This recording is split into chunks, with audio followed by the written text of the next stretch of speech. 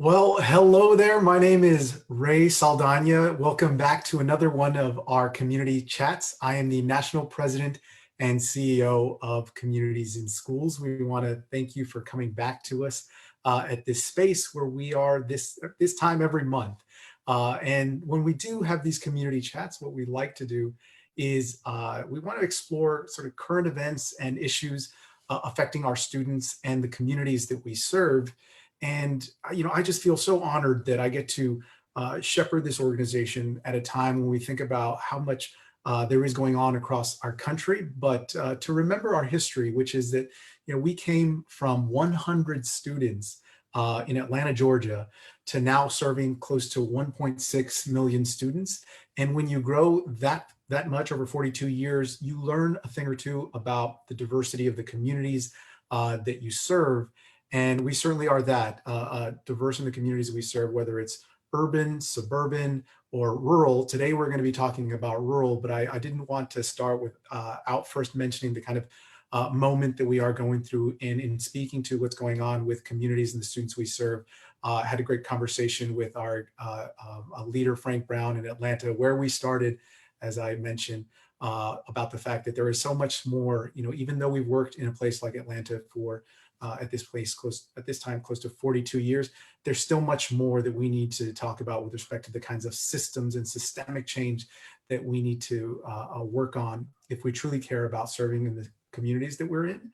And I'm looking forward to continue to delve into those kinds of systems that unfortunately have a deep impact on the Black students we serve, as you think about the last several weeks of impact and reckoning that this country is going through. So we take on all kinds of topics in our community chats, but today, we want to talk about a report that we released last week, which was the 2020 Community Matters report, which highlights the need for more urgent focus on the challenges facing rural communities and rural schools.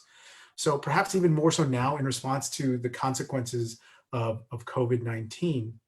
And just a quick snapshot today, 1 in 6 students in rural communities live below the poverty line, and 1 in 5 rural children have limited, uncertain, or no access to nutritious foods. And this spring, when schools across the nation really moved to remote learning as a result of COVID-19, many students in our rural regions faced additional barriers to learning due to the lack of internet access, distance from community partners, providing basic needs such as food and school supplies for home use, and the lack of transportation. So we've learned a great deal serving in these communities, but we want to still learn a great deal more in the conversation that we have today. So to help us learn more about the unique challenges and opportunities for students in rural areas, I'm fortunate today to be joined by 3 guests, starting with Michele Blatt, Assistant State Superintendent, Division of Support and Accountability of West Virginia Department of Education. We're also being joined later in the conversation by Sandy Baxter from CIS of Milledgeville-Baldwin County and Jessica Lara from CIS of North Central Washington. And to kick it off today, we want to start the chat with Assistant State Superintendent of West Virginia, Michele Blatt. And West Virginia, a place I'm really eager and excited to get out to. But let's start here. So let me check. Michele, are you there?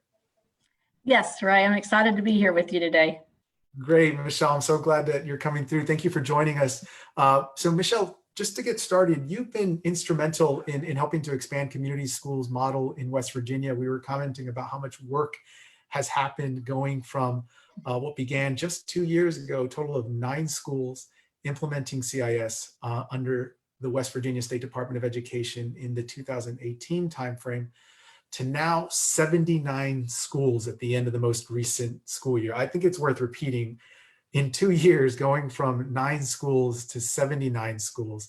So we want to learn more about this work. I think a lot of people are interested in this, but first, can you just tell us a little bit more about the communities in which CIS is being implemented in West Virginia, and help us get a feel for what it's like to serve students and families there? Yes, thank you. So we have schools across West Virginia that are benefiting right now from communities in schools. We have in our most rural parts of the state, And when I say the most rural parts, we're talking about areas that have no access to a grocery store, or as they like to say, a Walmart, without driving an hour and an hour and a half. All the way up to our smaller cities that we call urban, but most people would not, as we look close to Washington, D.C., in Martinsburg, West Virginia, and Berkeley County. So we have schools across the state in different regions looking at the diversity that we have in our state. Many of the counties that we're serving, the local business and industry is the tourism industry. So it comes from the whitewater rafting, the fishing, the hiking, that type of environment, and where our students are kind of isolated from what a lot of people would consider a community or a city. But then one of our largest counties that we serve through Communities in Schools is Cabell County, and they're located by Marshall University, which is the second largest university in our state. So we have a diverse across, and we kind of did that on purpose when we started working on this, just to kind of see where we could learn from each other and they could partner with each other. But we also know that many of our counties and our schools do not have the large corporations like a lot of the initial work that was done with Communities in Schools in Atlanta and Chicago and places. So we look at the churches, the local churches, very small privately owned businesses are the ones that we're reaching out to support our schools, and just keeping that close-knit community together and getting those resources to those places so that the students can be successful. Great, Michele. You've talked about mobilizing and how that looks different in specific communities, and mobilizing in the case, the faith-based community. So can we talk a little bit about the mobilization in the community to support the schools that you all have started with? So can you just, in what ways have communities gotten involved to support CIS's implementation at the state and at the local level? Well, I think we first have to start with, it was our First Lady, Kathy Justice, who initiated this program in the state. And she is one of the most caring and passionate people that you will ever meet when it comes to children. She knows the needs that our kids have, and she's going to find any way in her power to make sure that they get what they need to be successful and to graduate. So she has been instrumental in driving this work and growing this from the 9 to the 79 schools that we serve. We also, of course, her husband, Governor Justice, worked with her and our legislature, so we were able to secure funding over the past couple of years to really get a strong foothold in the state in areas that did not have the resources to make these programs happen. What we've seen from this is the First Lady initiating an advisory council. She knew it was important to get stakeholders from around the state to buy in to this statewide model that we're looking at, so that we could support those rural districts that did not have those resources. And so the advisory council, under her leadership, and our board president, our state board president, Deborah Sullivan, have been able to really bring a light to this work and the importance of this work, and really share stories and get our local communities involved. Gosh, I know that the governor is a big fan of basketball, and the First Lady, I think, is just been the captain of the team and leading a lot of this work. I'm so grateful that she's been spearheading a lot of the spread of that. The growth from 9 to what we're at now, which is 79, really has a lot to do with the work that's gone into her. So I'm grateful to hear about the advisory committee that's coming forward again. So next question here is, what are the examples of ways in which your rural counties are implementing the CIS model with fidelity, yet are also putting their own sort of local spin to it? That's an important question about diversity of the kind of experience that CIS has. Right, and we're very thankful for the national office for the support that we've had. Lauren Van Dusen, we've made her an honorary West Virginian. She's been with us a lot, and we miss her where we're not allowed to travel right now. But working with Lara, we've been able to customize the needs based on the individual schools. So even within our one county, we may serve 10 schools, but those 10 schools are in different areas, different needs. And so we've really utilized the data of what our students need in some areas. The first focus for the first year or so was on building relationships and meeting the basic needs of the kids. In some of the areas, we were able to go ahead immediately and start focusing on the attendance and the academics and all those things.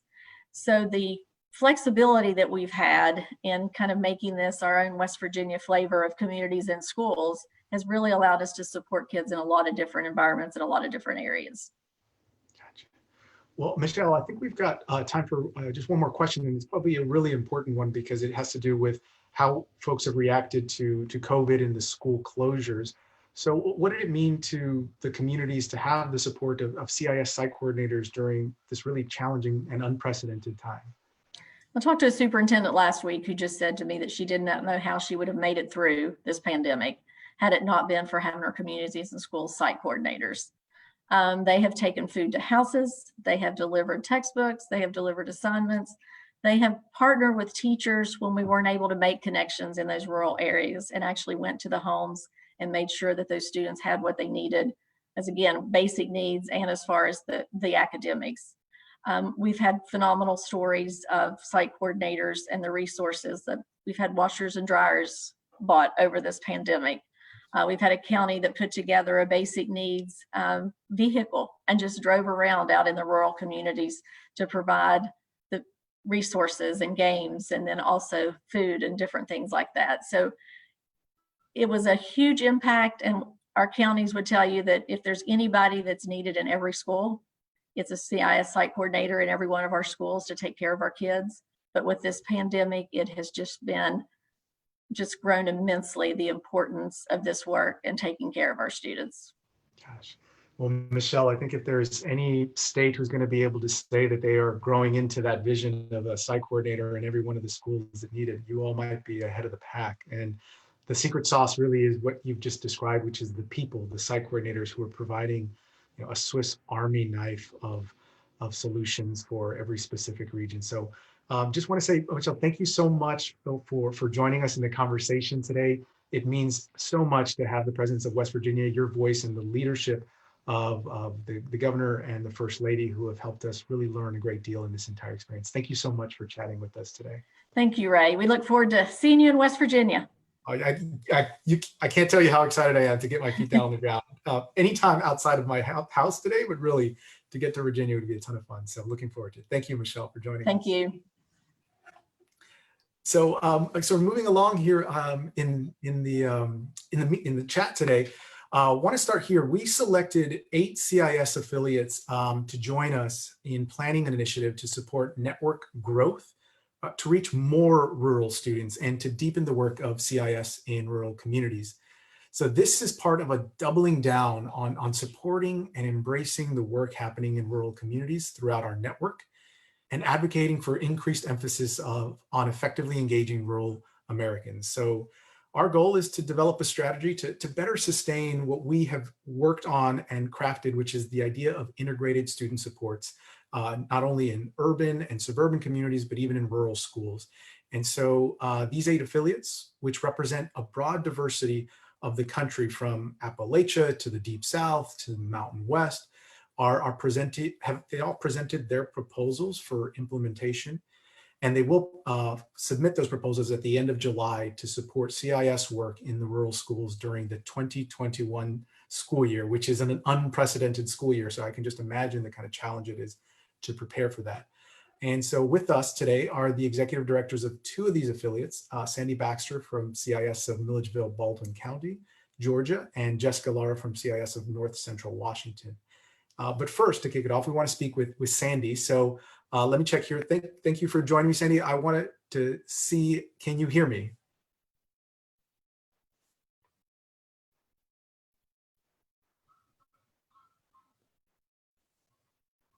Sandy, just checking in. Can you hear me?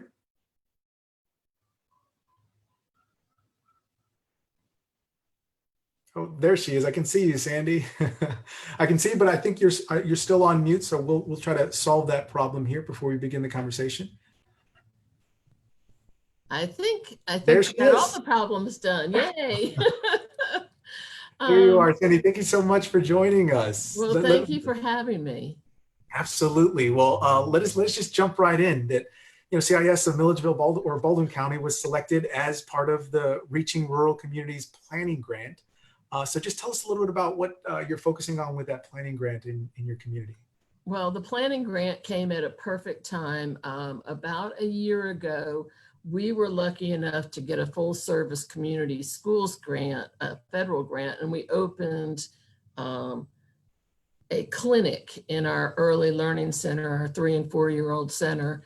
Baldwin County is a small county. We have 8 schools total, but you know, a third of our county is poor and living in poverty. So healthcare has been a major issue for us and for our children.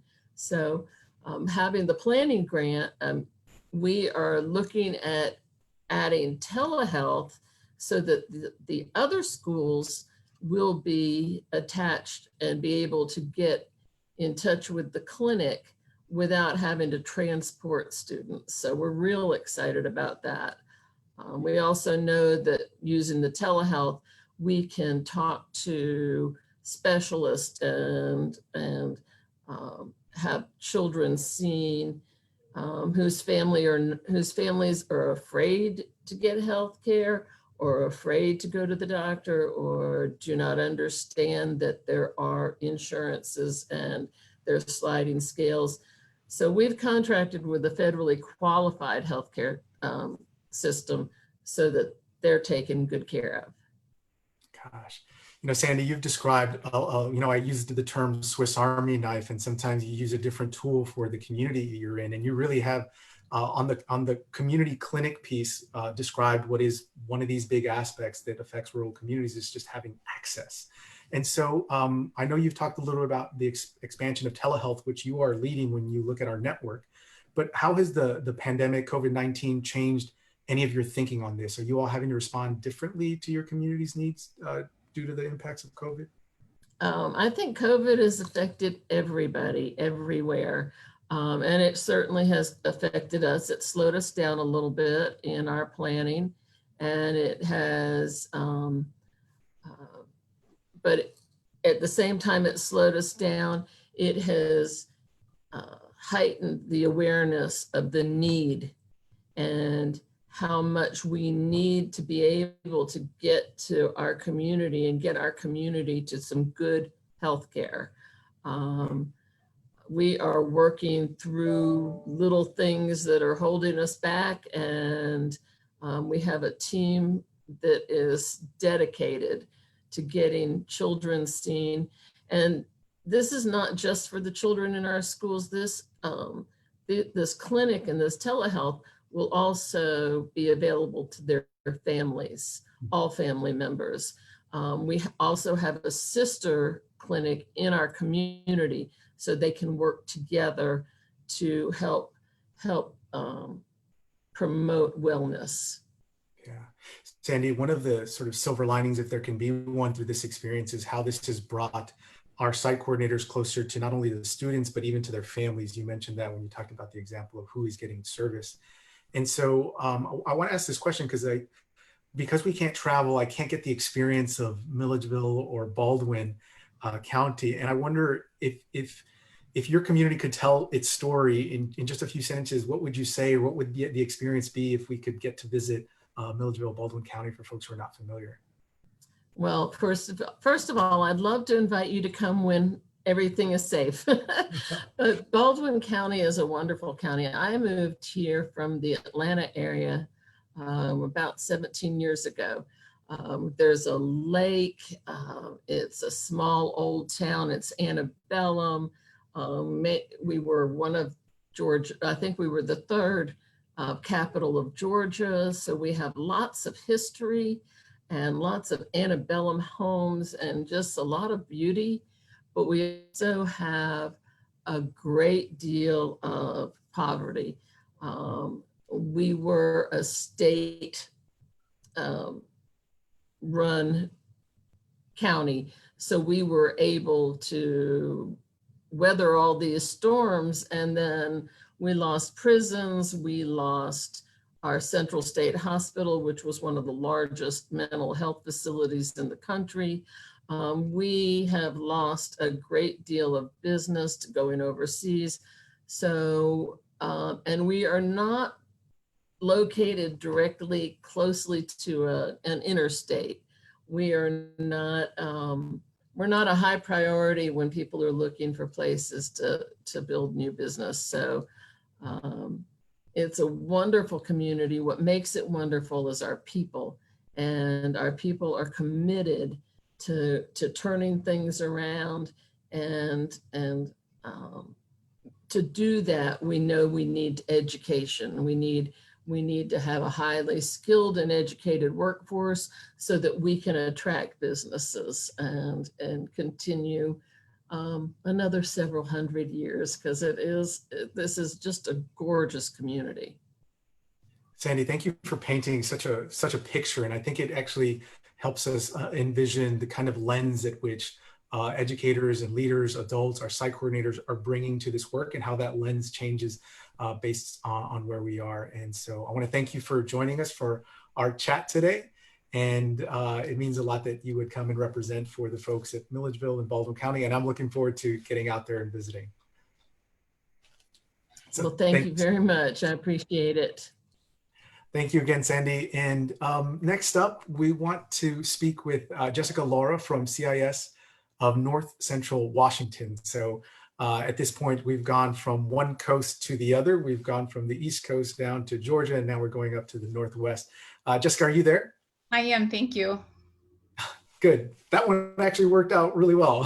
Technology did not fail us. Thank you for joining us. I wanted to just start off with a few questions that I think are sort of unique to Washington, but first really just kind of a general question. Your affiliate was selected as part of the Reaching Rural Communities Planning Grant. So can you tell us a little bit about what you were focusing on in that grant? So really for us, it began with a deep dive into a needs assessment. We knew that we did not want to walk into this work making a lot of assumptions around what we thought these communities needed. We really wanted to hear from the people who lived within those communities, the parents whose children went to those schools, and the children that attended those schools. So we wanted to ensure that we walked in with a clean slate and eyes wide open, because we often have many assumptions about what we think they should have, but we wanted to hear what they thought they should have. And really, I look at this as three legs on a stool that held up upon the needs assessment. It became very, very clear that family engagement was the priority, from school staff to the families to the students, and really family engagement in terms of the schools and the resource systems that exist. And the second thing that really surfaced for us is the need to continue to build family resiliency and increase those protective factors and decrease those risk factors, and find ways that we could help families do that in very rural, isolated locations. And then the third thing that surfaced and came out loud and clear is our students are ready to engage in a deeper level of DEI work. And our students spoke loud and clear about that. And so those were really the three things that came out of that planning phase for us, and that we're ready to look to implementation for. Jessica, thank you for really modeling what I think is an important first step for all of us in this work as we go through new space, which is asking the community what is on their mind, what issues they have, they think that they need help with, rather than coming in with a preconceived plan to say this is what will fix it. I think we make the mistake of sometimes going in the opposite direction. So that's really great to hear. And I think the example of what you're hearing is interesting, because it's distinct from the medical or the clinic needs that may be specific to Georgia are different in Washington. And I actually want to ask you about sort of Washington specifically, because it was one of the first states to be hit by COVID-19 in the outbreak in the US. So what are some lessons that you all have learned, and maybe some advice you can share with other rural affiliates in how to prepare for the inevitable impacts of the pandemic in their communities? Well, at the onset, just like for everyone else, it happened so quickly. There was very little time for us to prepare for any of the major adjustments that families were going to face, in particular our students. And really for us, it became about CIS pivoting really quickly. And so while the schools were focused heavily on the equity and academics and access to academics, they really needed us to dovetail and ensure that students had those basic needs met, as well as all of the social emotional supports from the major adjustments that were happening in their life.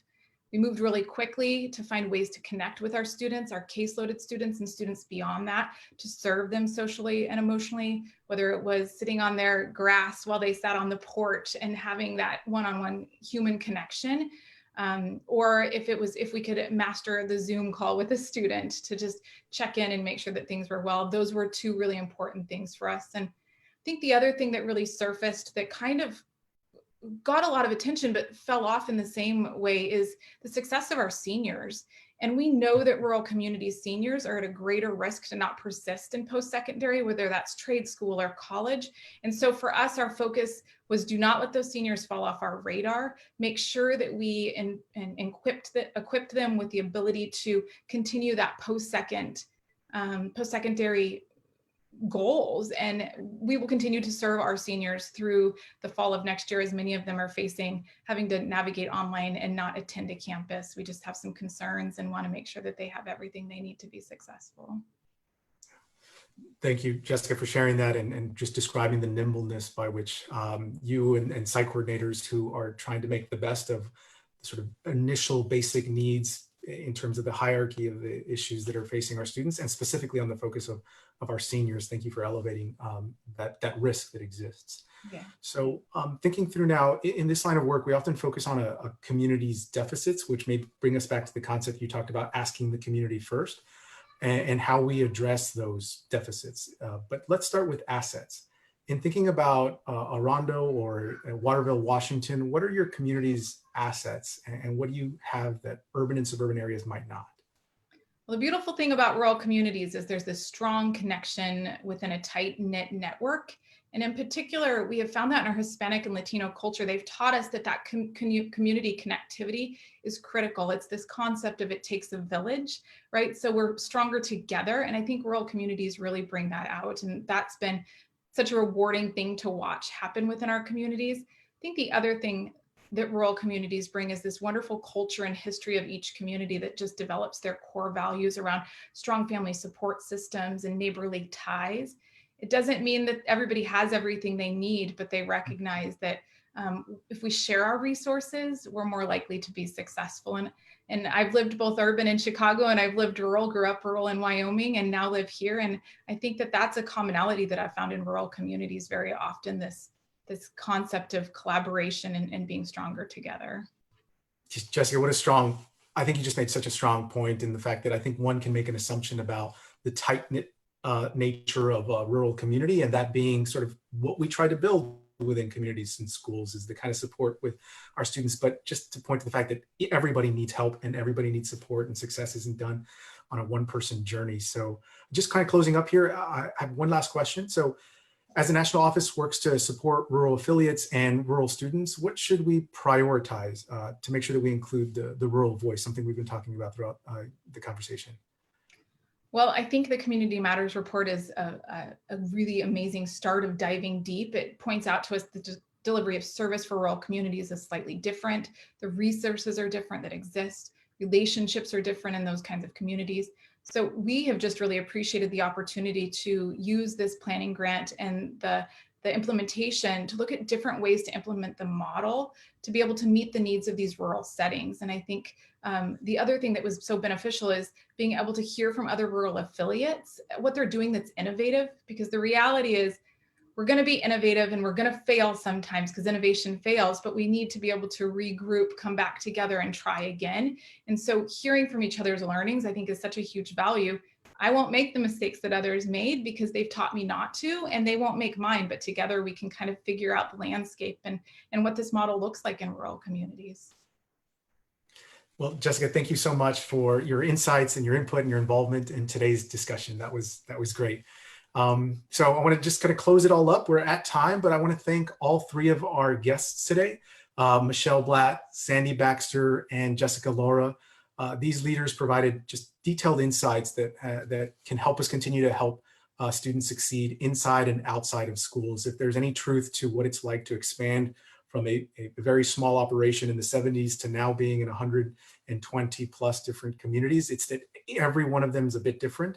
And I'm glad that we can dive deep and sometimes just listen into those communities and ask them how we can be helpful. So for more information on the 2020 Community Matters report, please visit it. And you can click and find it at the communitiesinschools.org website, or you can also follow us on our social media at Communities in Schools. As always, Thank you for watching. We hope you can join us next month, same time, same place. I think I'm just 1 minute over, so we will keep you on schedule as well. Thank you and have a great day.